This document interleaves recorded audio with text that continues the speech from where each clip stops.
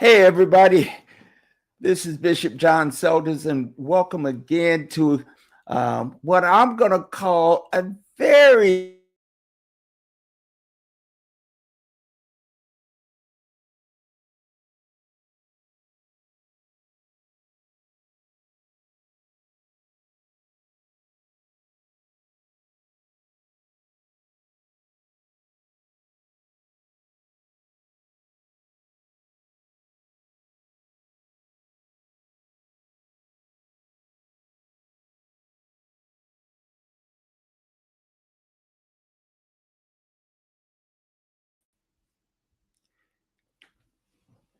listen. When you're dealing with local productions, Wi-Fi and other technical difficulties may occur. Uh, but Jim, this ain't network television. This is television on your own right here. Again, I'm Bishop John Selders, and welcome to another episode of what we call Relevant Conversations with yours truly, me, John Selders. And this is going to be an interesting conversation. The two persons we've asked to join us tonight to share in some conversations I have met along the way. You know, when you meet some folk along the way and they just, they're your people, but and you don't know exactly how they're your people, but you know that when you meet them, these are some of my folks, these are some of my people. And tonight is going to be that kind of conversation. I've said this often enough, but it bears repeating. I love doing this particular show because I get to talk to the people I likes. Mm-hmm. That's something right there.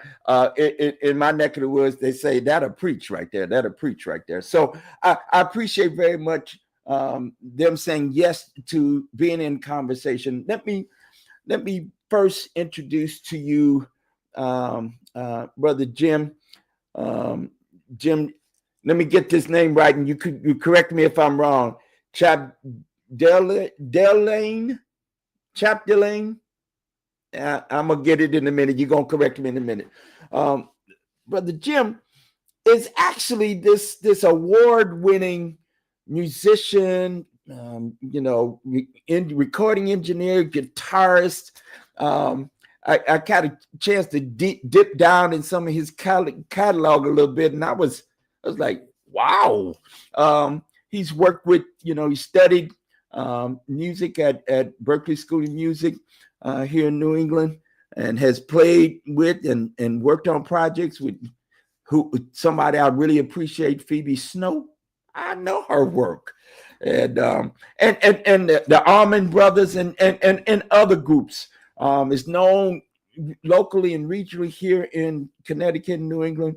Has worked on projects with Bruce Springsteen. Get out of here. And other folk. I've come to know him, however, with all that being said, I've come to know him as one of the leaders in the Indivisble movement here in Connecticut.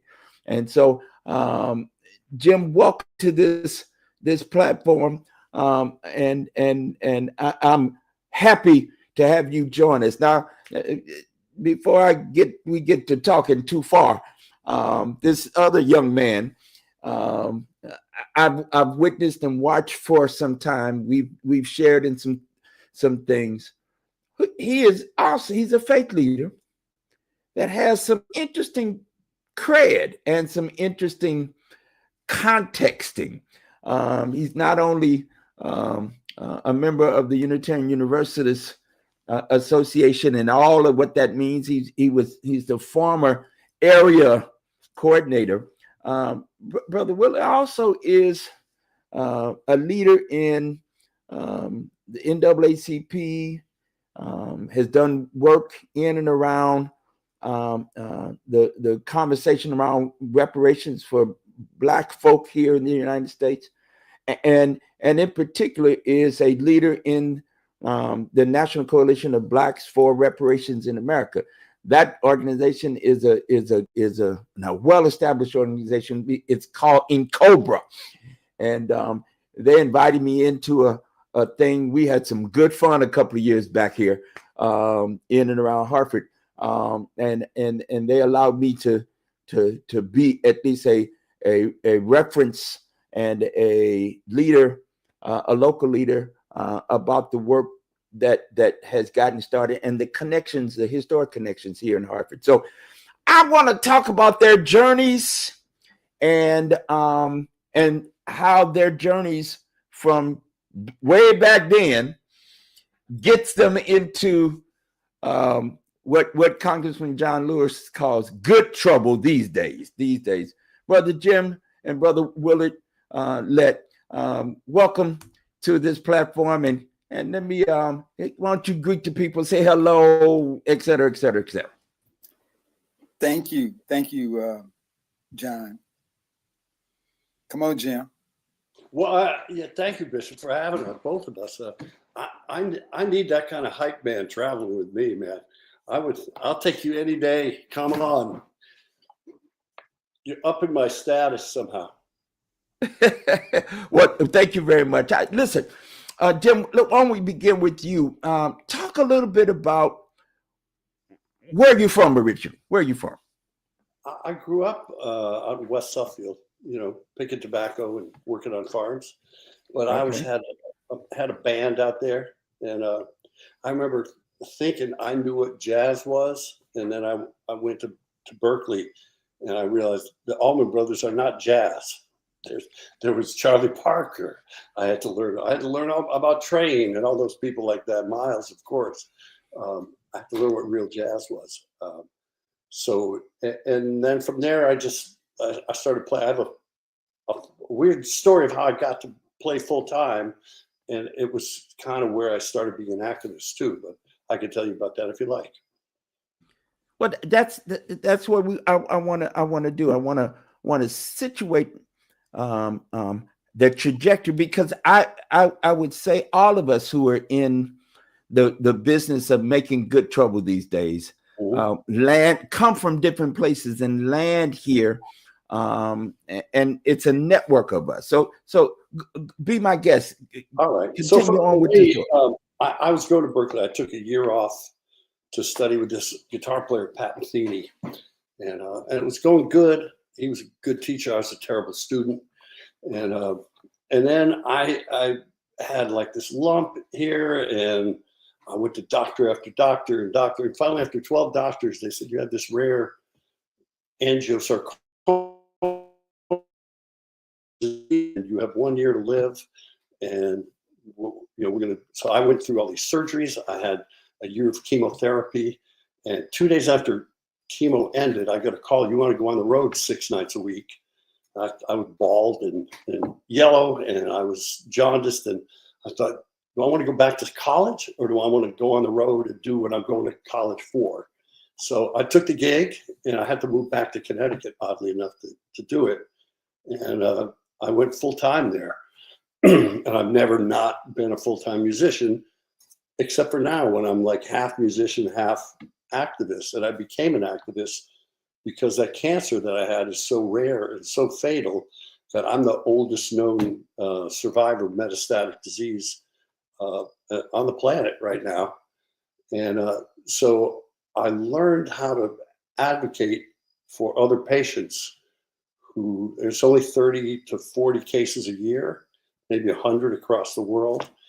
And most of them are gone pretty quick. So I learned how, through this association and stuff, to fight for them to get treatment, and it changes outcomes. So I realized, in 2016, when we had that election, I realized some of those same skills would work here in the space that you and I share right now. Wonderful, wonderful. Brother Woulard got disconnected. He'll jump back on when he can. So we'll just continue on and we'll catch him up. Well, thank you for this story. I heard just a little bit about your journey in and through cancer. So Jim, name where was that inflection point? I can tell you, for me, the inflection point of what I would call my music journey, and of course my music journey is connected with religion. I was Sure. largely working in gospel music, right? So, but have done some other things. That's right. But there was, thank you. That's true. And yet, for me, the connection point for me was HIV. We were a number of my friends were getting sick and dying fairly quickly. That would be within the context. early 80s. That would be the early 80s. That's absolutely right. And so, yeah. And at some point felt like I needed to do something and get involved in something. And so my faith community in the town, my hometown, kind of got involved because of the folk we were related to, right? And we were connected. And that then, obviously I've had a trajectory of service to folk on the ground because of ministry, right? So I'm a third generation preacher. So this was a no-brainer that if there was something happening in the community, we got to be a part of it. And so so music and ministry and activism kind of worked hand in hand. When one was leading while the other two were supporting, and that's the perfect triangle of things to come together. I would say there's very few things that are as awe-inspiring and maybe even a little fearful as seeing a gospel organ player run those changes and just change it up every time it goes through. They go through that song. It blows my mind. I listen to it all day. Yeah. So yeah, everybody has their own hooks that pull them into this thing, and I was always sort of political, but I hadn't really committed. I was more focused on this rare cancer thing. But it was when I realized, hey, these are kind of the same. That the same tools that we use there, we could use here, and that's connecting people and connecting the dots and getting out there, working in the community, and in some cases, making sure that the right candidates are running that are going to reflect our values, and having these rallies where I met you, where you were a powerful speaker and got people all riled up, and I hope you come and rile them up again on the 18th. Absolutely, I will. Listen, there are a number of things that I'd like to talk about in relation to them. Let me see if we can get Brother Willie back on. He says he is in the waiting room, and yet I don't see him. He's in the green room. I copied the link and just rebooted. That's right. That's right. I don't see him in the waiting room.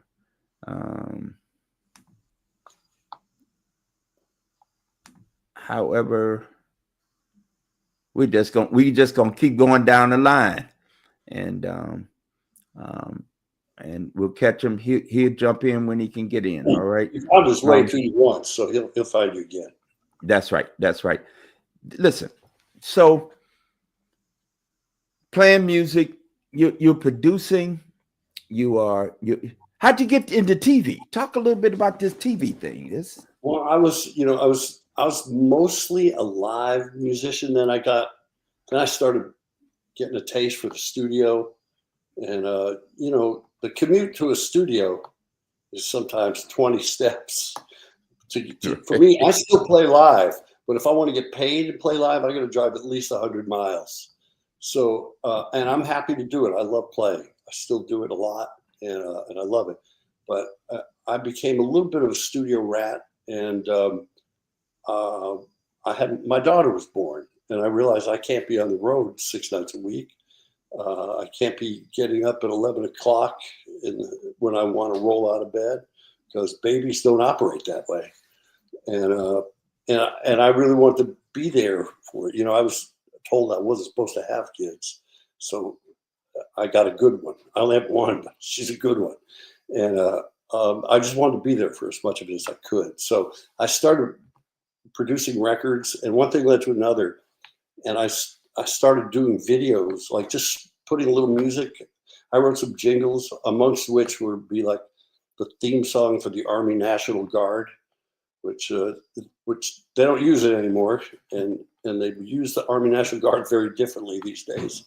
So that was a long time ago. But so I ended up doing a lot of weird stuff, which is what you do in a small market. If you go to LA or New York or Nashville, or maybe even Atlanta, you do a thing. You do a thing. That guy masters records. That guy mixes. That guy does rhythm guitar, whatever. I'm sure you know the drill, right? In a small market like where we are, you have to do a lot of things. And I like that because I'm ADD. So I like to bounce around and do a lot of different things. So I started writing for music for video. And that was back in the day when there were no music libraries. So you would score it like the same way you would tailor a suit, you know? It would be right down it. These days, it's always a library. Somebody's cutting and they have to cut to that track. So it can be a little tricky. I think it's not as fun. I mix a lot of that, and I'm happy to mix. I love mixing, but I'd rather score, you know. Got it.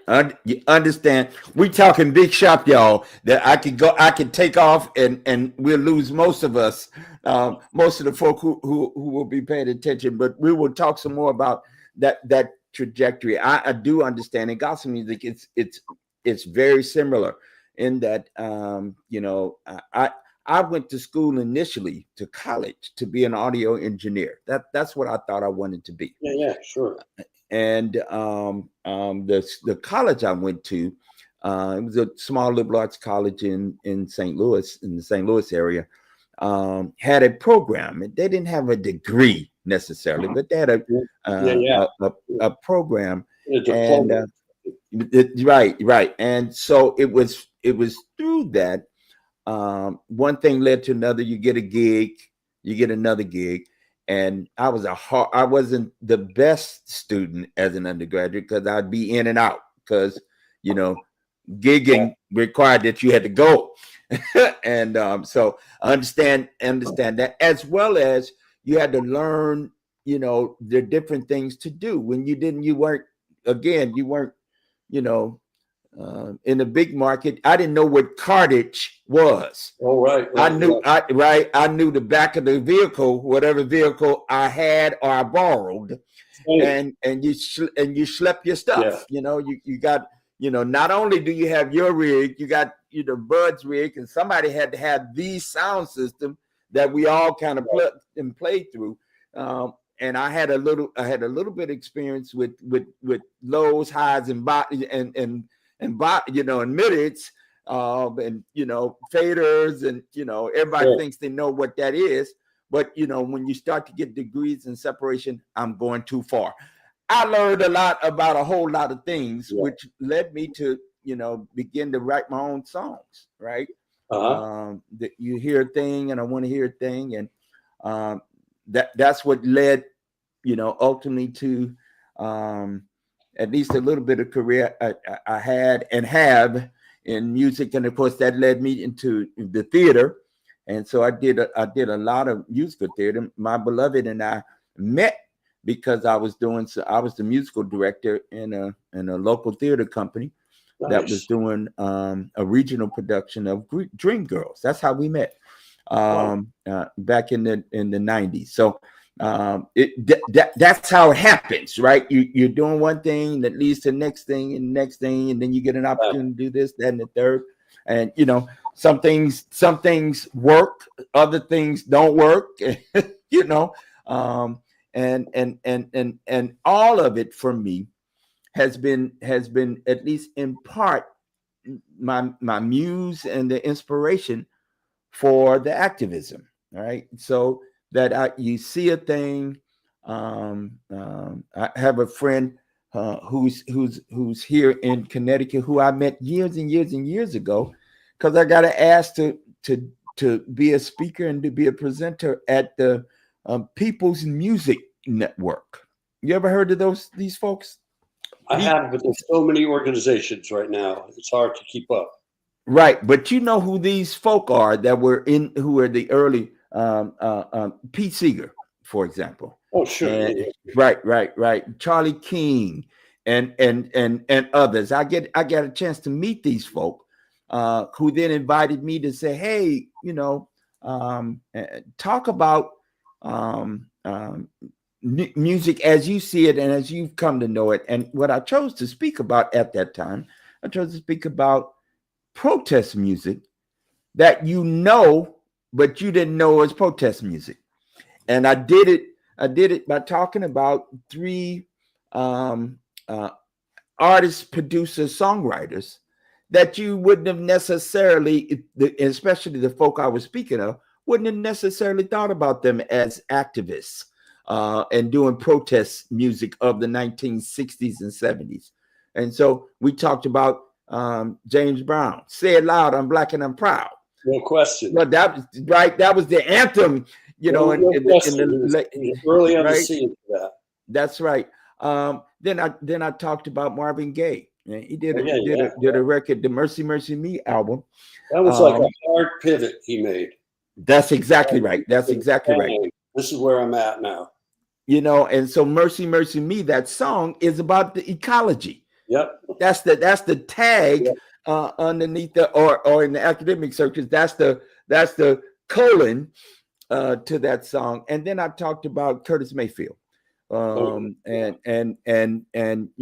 some music, and I said you didn't these folk were doing music where you have a singer songwriter musician and they play the guitar, right?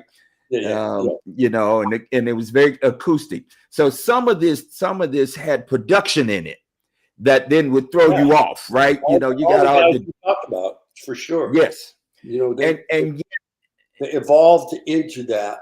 And there was a moment, right, in the 60s, and they met the moment. That's right. That's right. And yet, here I was talking about this in the 90s now. We were sharing these ideas and thinking about it in the late 90s. And I was saying, let's take this song apart. Let's get out of the production. It's 3 or 4 chords. Right. And let's do it. And we did it. We did an experiment.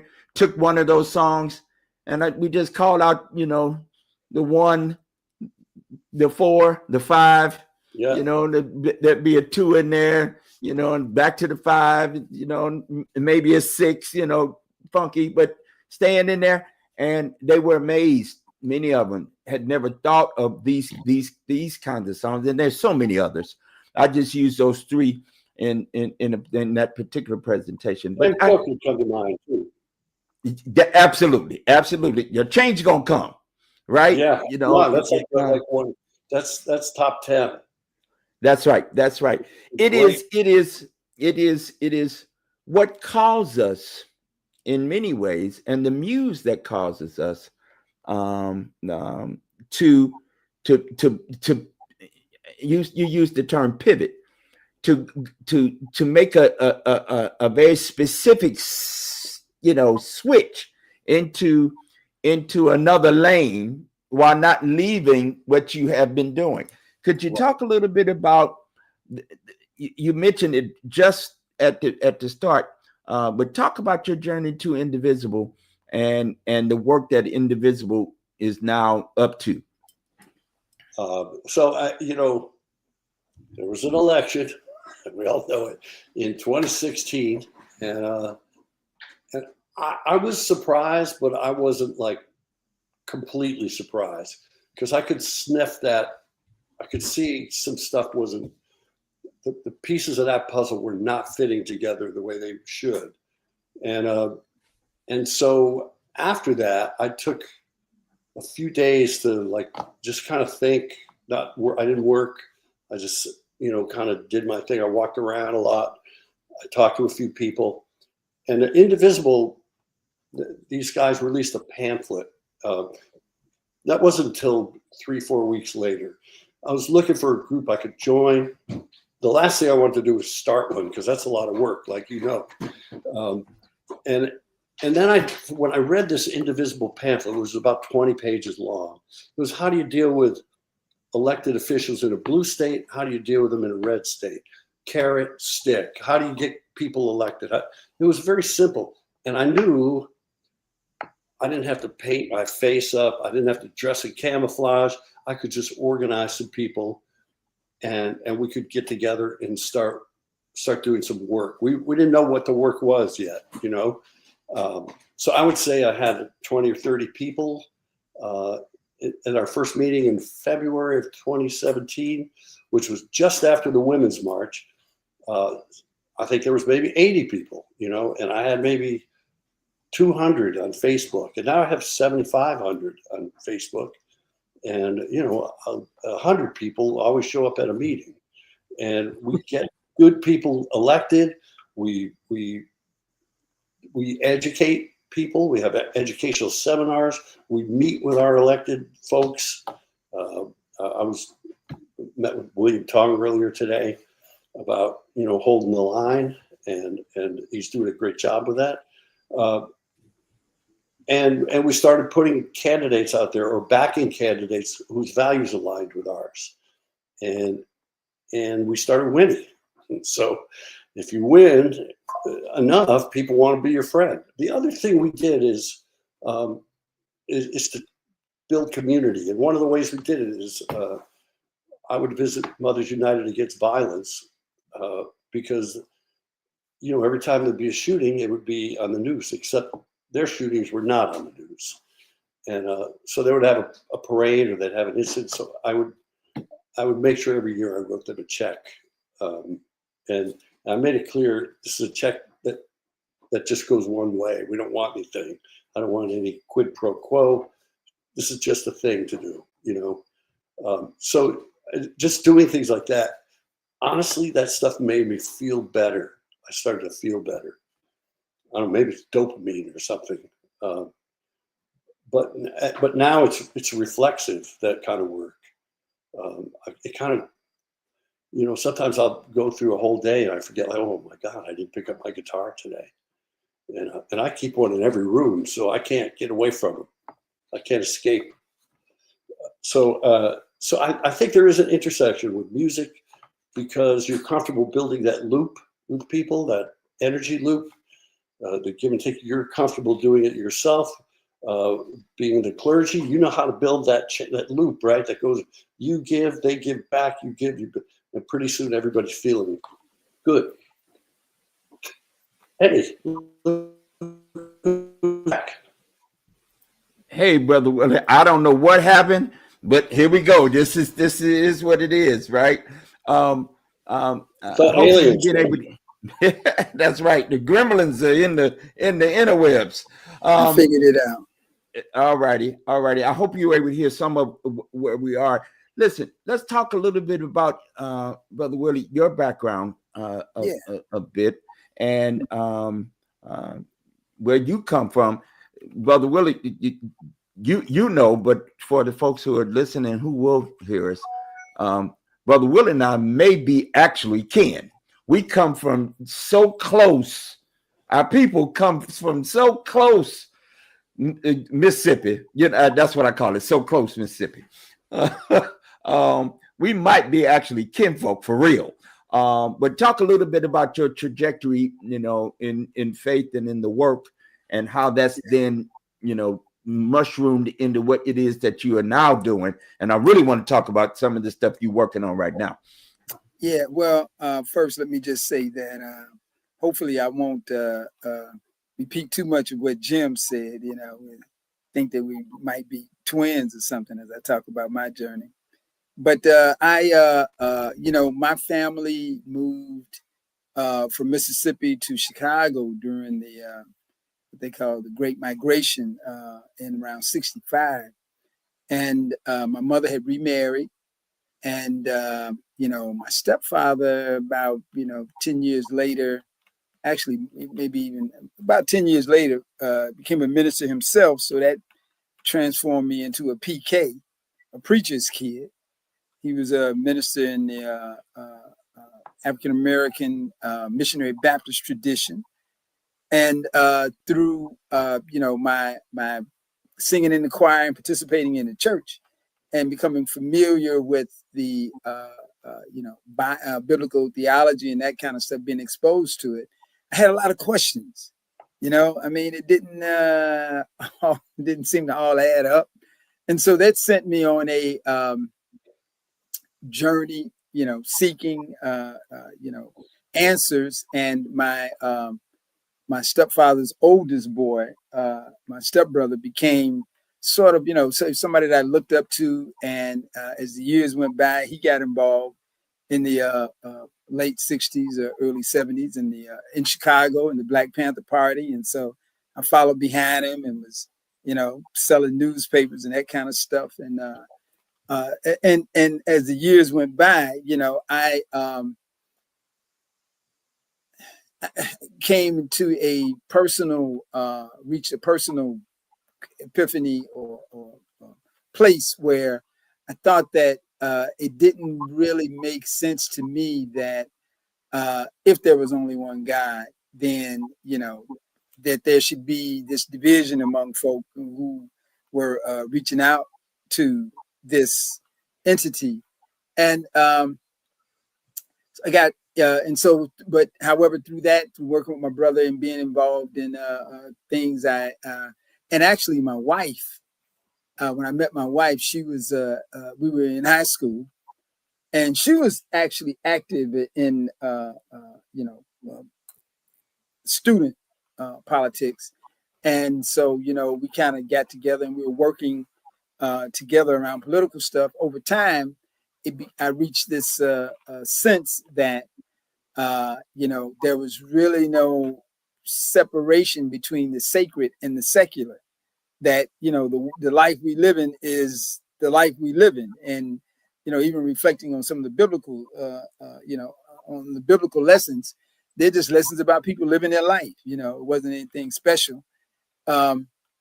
So I worked, I was in Chicago back in the early 80s when working with a young guy named Lou Palmer. He and his wife were activists, and they ended up starting a initiative that resulted in the election of the first Black mayor in Chicago, Harold Washington. And my wife and I were very much part of that. And after he was elected, we had went around doing organizing. After we elected, people in the community became sort of disaffected. They told us when it was time for his second term, I know they told me, they said, hey, the first term, y'all, he said, all we had to do was vote for Washington, and, and that was enough. And then we went downtown to get a job, and they told us we had to be qualified, so it didn't really make a difference having Washington in office. So I thought, well, maybe politics is not the answer to the problems in the community of African descent. And I got involved in economics. I opened a buyback recycling center in the community, and did that for a number of years. A friend of mine encouraged me to go back to school. I went to a school up in New Hampshire, weekend program. And shortly after I graduated, they called me and they said, hey, would you like to come up here and be the administrator? Because our administrator quit. And, I had never thought about working at a college or being involved. But I was like, yeah, okay, I want to do something. With the people that I talked to in Chicago at the time, they were like, oh, well, we know you, and you do recycling. You're not an academic. And so I said, let me go up here and find out how this program works, and maybe I can come back to Chicago and start one. And that was like about 40 years ago. And I came up to, it was New Hampshire College at the time. Now it's Southern New Hampshire University. I was the administrator for their master's degree in community economic development. And, that was a values-based program. I graduated in 92. And, it was a program that looked at, the role of people in communities and suggested that they should be able to control the economics. So, and, while there, they as part of the staff, I taught several courses, that turned me into college professor. And I was there for about almost 20 years. While there, I met a young man in in Manchester, New Hampshire, where I lived and worked, who was the minister for the local UU church. He's an African American from Chester, Pennsylvania, right outside of Philadelphia. And after about 4 or 5 years, he moved on to a new position. I remained at the church and was, involved. When I came from Chicago to New Hampshire, one of the first things I did, because it was probably the population of African descent in Manchester, New Hampshire at the time, was maybe between 2 and 5%. And so, in looking for community and for opportunities to create community, I identified the NAACP. So I started working with them over the years, served in most of the officer positions, including they finally required me to serve a term as president of the local branch. And eventually they closed the master's program. So I said I'd do some consulting and still active with the church. And one day I saw in the newsletter an announcement that they were looking for a person to work with the UUA.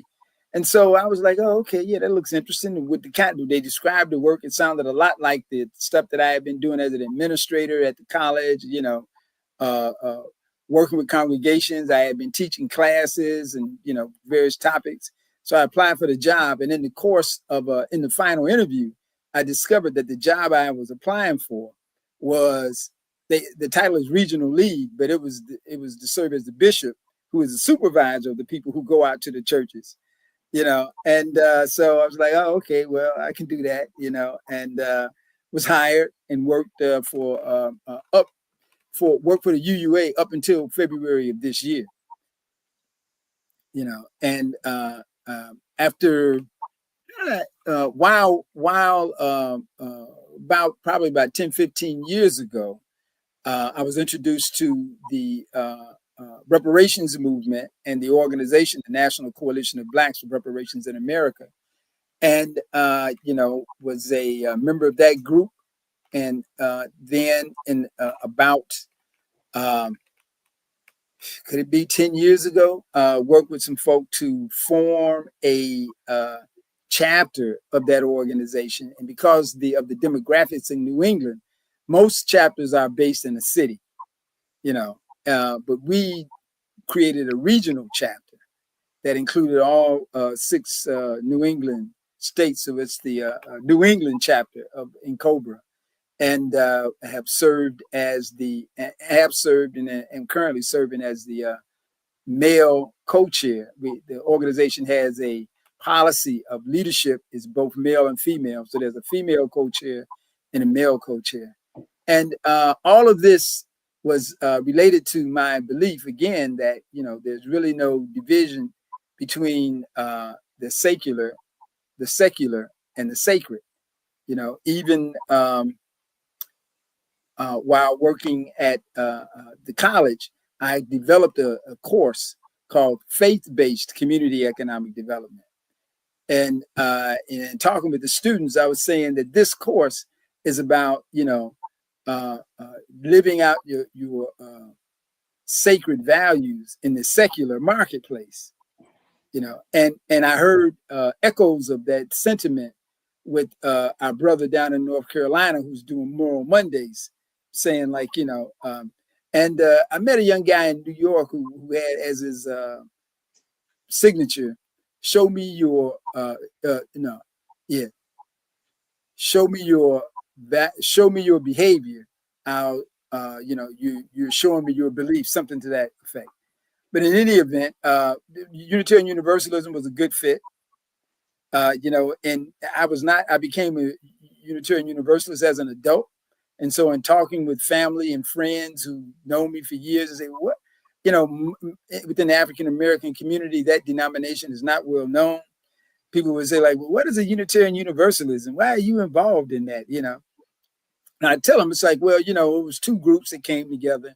The Unitarians believe there's only one God, and the Universalists believe that whatever you call it, we're talking about the same thing. So, that was sort of how that led me to here I am today on your show, Bishop. I appreciate it, brother, because as you now have laid out, both Brother Jim and myself, and I would hasten to say most of us didn't start out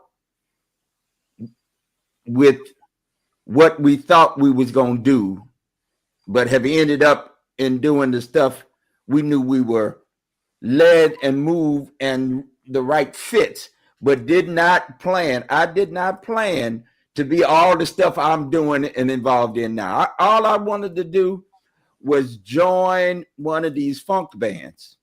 I could have picked them. I could have picked any one of them from the Ohio Players, Earth, Wind and Fire, Daz Band, Brick, Commodore, any of them. I wanted to just put me in there and let me play my little chords and make some money, make a living. And that's what I thought I wanted to be. And I would say the divine has an order. And it sometimes doesn't necessarily match up initially with what you think your order ought to be, but it certainly leads you to these places and spaces. We got a few more minutes. Here's where I want to situate what these stories mean to me.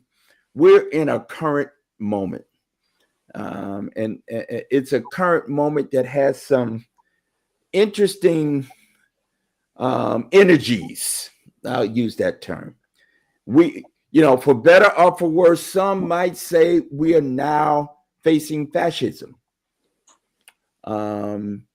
So Jim, as you were talking about some of the political stuff that you've been engaged in with Indivisble and its values-based mission,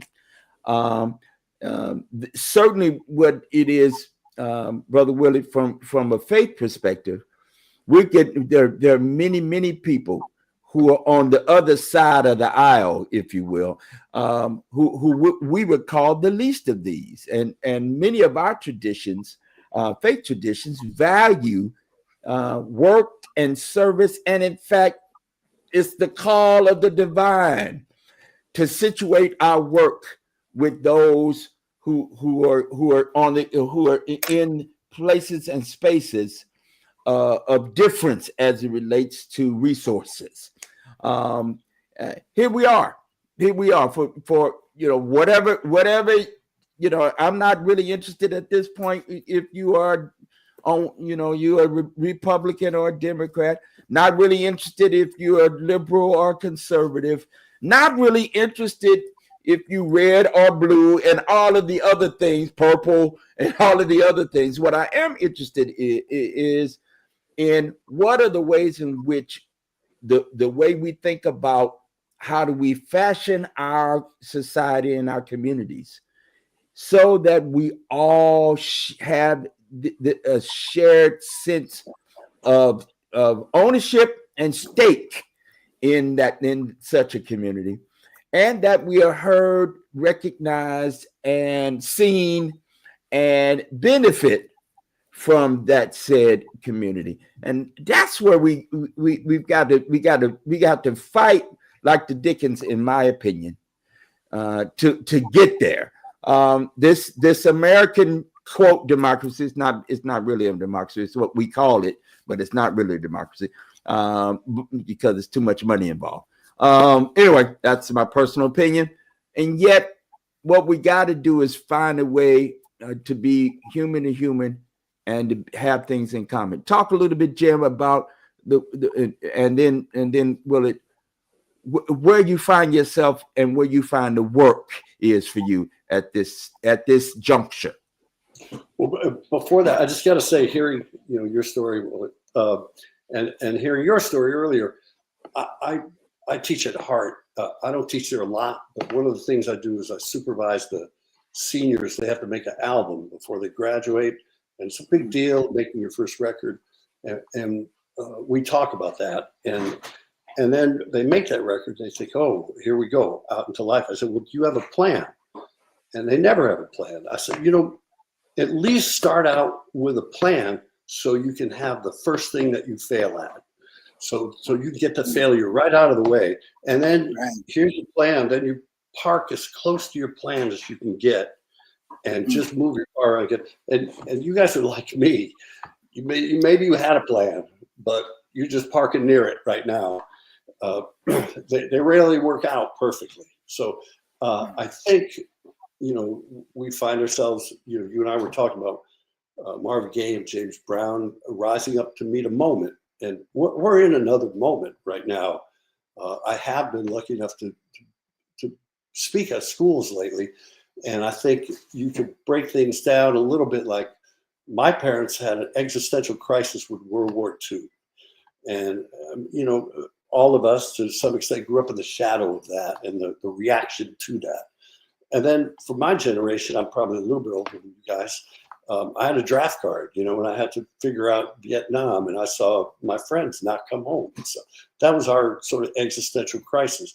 I mean, certainly growing up in the 60s, I mean, that was a wild, crazy time. I grew up thinking that the system is when you don't like the leader, you shoot him. There were so many people being shot in the 60s. So to that effect, we've been here before. The next generation figured out what their existential crises were. This generation is in their existential crisis. It's all around them. They're like, we're all in this like boiling frogs, right? We don't know it's boiling until it boils. So they're in it. I think it's really hard. So the hardest thing for me right now is to get young people to recognize and acknowledge the danger of the backslide into authoritarianism, which is pretty well documented. It's not something we really argue about anymore. It's happening. So what do? We have to shore our thing up. We have to get people in office. Right now, that's still a thing that we believe in, that are going to reflect our values. And then we have to show up with enough people, 3.5% is the imagined number, in a sustained active state that will stop the backslide into autocracy or fascism. And I don't know how much time we have to do it. I'm always optimistic because I'm not supposed to be here anymore. I was 22 when they said you have 1 year to live. So it's been a long year. I have to remain optimistic because somebody somewhere thought like, all right, let's punch his clock for a little more time. But I think there's a lot of work to do right now. Brother Woulard, where you at? Yeah, well, I find it, well, first, let me just say that where we are now, we've always been. This project grew out of mercantilism, where the crown said, hey, you can go over there and set up. That's fascism. And there's nothing that's being said today that we haven't heard before, again and again, over and over. So I think that there is a tendency for folk to become, I want to say become confused or really not pay attention, and to kind of buy into the dominant paradigm. But what we're seeing now, we've always seen. This is America. This enterprise is, what it has always been. Now, in terms of how it presents itself, there's been a kindler, gentler version of it, but it's been the same, pretty much. I mean, when we, I think someone had said earlier in the show, got to the point where they, folk, they shooting each other. They've been shooting each other. That was Abraham Lincoln. That was the first Civil War in the United States. The first Civil War, there were two Civil Wars. And the first Civil War, they called the Revolutionary War. And the second Civil War, they call it the Civil War. But the first Civil War was between the citizens of Britain and the British government. And the difference between the first and the second Civil War is that in the first Civil War, the enslavers won. We know about George Washington. I was up there in New Hampshire where, our sister Ona Judge fled Philadelphia after being shuttled back and forth to Virginia every 6 months so that she wouldn't be freed under the laws at that time, and he and his wife Martha spent the rest of their life trying to re-enslave this woman. We know the history of Thomas Jefferson. So, there is this kind of, I think there's a nostalgia, and I won't go too deep. I'll shut up in a minute, but there's a nostalgia for the American experience for the first Civil War, just like there is for the second, except the second Civil War, they talk about the lost cause and they glorify the flag and the, heritage and all, and they do it for the first Civil War as well, except it was the successful cause and they glorify the flag. They just talked about putting out an executive order about, you can't burn the flag. So, I think that we need to, I think that we're talking about culture and values and everything. We know that, that the universe moves in cycles, say the arc of the universe is long, but it bends towards justice. Who was it? Quincy Jones, who said everything must change, and it's true. So we go through these cycles, and I think that what we must do, which is the only thing we can do, is to be true to ourselves. Across time, as far back in time as you can go, and across space anywhere in the world, if you're talking about a faith tradition, usually the highest manifestation of divinity is the creator.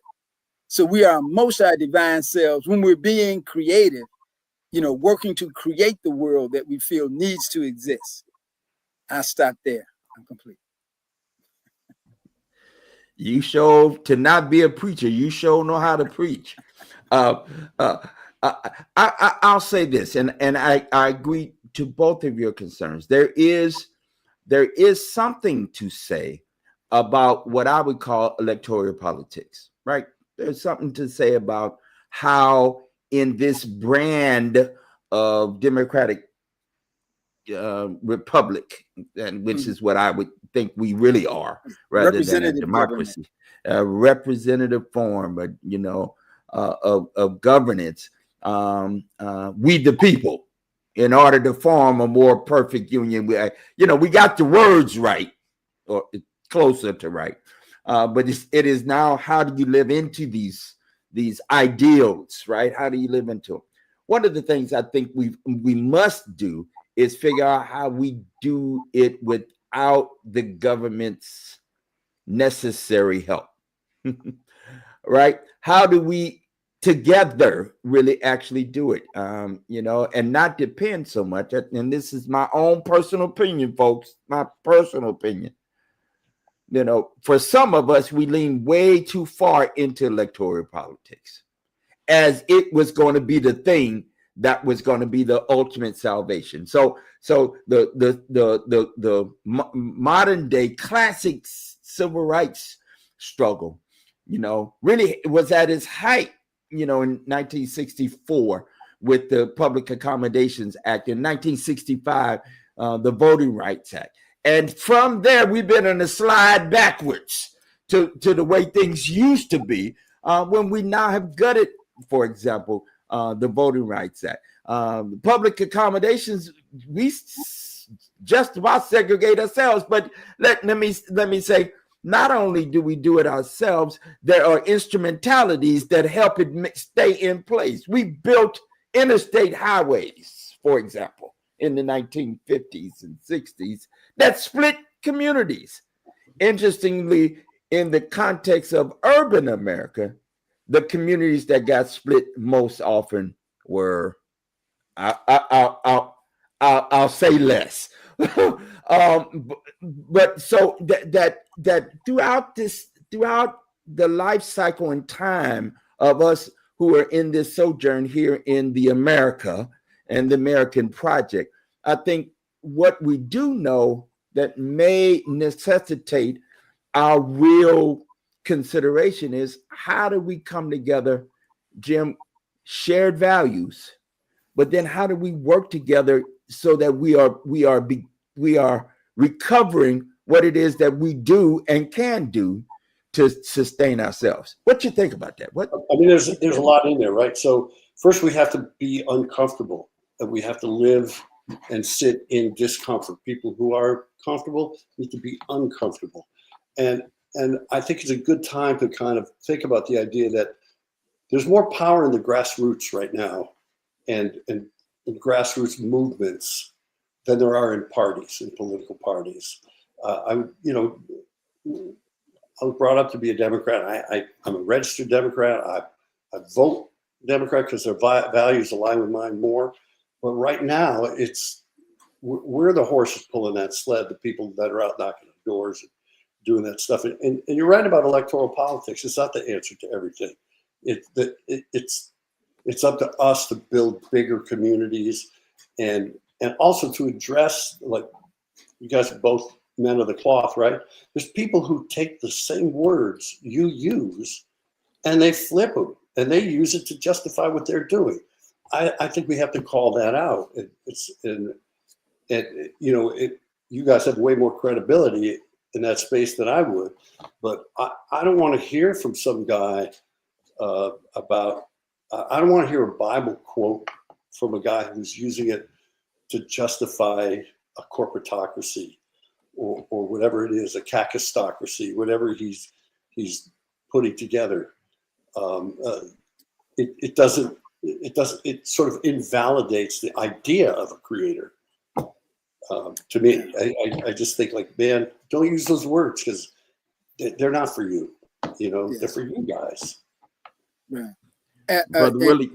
Yeah, Go brother, Reverend Bishop, you had mentioned, what was happening in 64, 65, 1964, 65. We had the Civil Rights Act of 1865, and the same thing happened, so, but one thing that happens too often is that we live in a society that is in a culture that's low context. So we don't, look at the whole picture, and either through history or even through current politics. Too often we find policy decision impacts being attributed to personal deficiency outcomes. So we got to be clear about, it's not one thing or the other. It's everything. It's voting. It's talking to your elected representative. It's talking to your neighbors. It's getting out in the street, making things known. We live in a society that breaks everything down, low context, binary, this or that. I will tell y'all that I am a registered Republican. And I did that for, a few years back, but I used it strategically because in the general election, you vote for who you want to. It's only in the primary that you're bound to, limited to voting in a party, So, we got part of that thing is not only do we have to learn new things in terms of decolonizing our mind, but there's a lot that we have to unlearn, even if we say, oh, well, let's go back to the good old days. I would add to that. Yes. That's exactly what I was going to say is that there's this sort of artificial nostalgia for a world that never existed. And Americans are really great at that. We have movies, we have music, we have all these stuff, the original memes. Before there was an internet, there were still memes, right? These cultural things would permeate our consciousness and tell us there was a different past than there really was. And we should yearn for that to get back to simpler time. We shouldn't yearn for that because it wasn't that good. A lot of bad stuff happened, that you don't want to be nostalgic for bad stuff. Mm.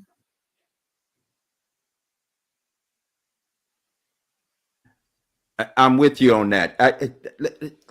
We're at our time tonight. I promise not to hold you before about an hour, and we're at that hour mark. Would you say a word, Jim, about what's coming up in October? Well, first, let me thank you guys. I'm learning a lot just by listening. As it turns out, old people can still listen. So October, I have a big meeting on a Thursday with our local Indivisble, and we'll kind of get our planning together. We have a No Kings rally at the state capitol from 12 to 2 on October 18th. Tonight, I just confirmed one of my favorite groups to work with, Hartford Proud, the drum corps. I don't know if you know them. They're badass, and they're very inspiring kids to see. So it'll be more than just speechifying, I hope, but we'll have some good speakers. I'm looking at one now, and I might have a few words to say myself. So last time we had 10,000 people. I'd love to see that get to 15,000. I don't know. I think you guys are familiar with the 3.5% theory. So we're close. We're close. We're not there, but we're close. Well, thank you. And that's again, No Kings 2, Part 2, right? All righty. October 18th. And the big meeting is going to be here in the capital city. The capital city. You said at St. James? Our local meeting, we meet in the basement of St. James Episcopal Church. We're not denominational. We go and we meet at the Unitarian Church too. Whoever will have us, we will meet. That's right. That's right. But the big rally will be here in Hartford again. That's correct. At the Capitol. Yep, in the back. In what is in front and wave signs and stuff. People think like, oh, you're just waving signs. No, all those people get lit up, and if you can get, if there's 10,000 people and you get 10% of them to do something, that's a win. You're winning. That's right. That's right. But Brother Willie, thank you, Brother Jim. Brother Willie, you're working in something in Alabama. Could you just say a little bit about what you're doing down there? In Tuskegee? I'm actually doing some cooperative development. I'm working with a group here in Tuskegee, Alabama, to pull together a food producer and marketing cooperative, and it is a part of a national initiative for developing a Black food supply chain. I'm also working with the young group up in northern New England, centered in Maine, called the Northeast Federation of Cooperatives, working at developing, co-ops, which is, one of the challenges that we face. And when we start talking about what we're doing, is much of this is based and grounded in capitalism.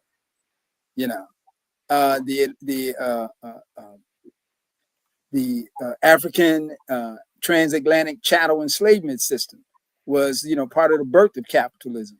And so we're working at developing some alternatives to capitalism that will allow us to not only survive, but also thrive.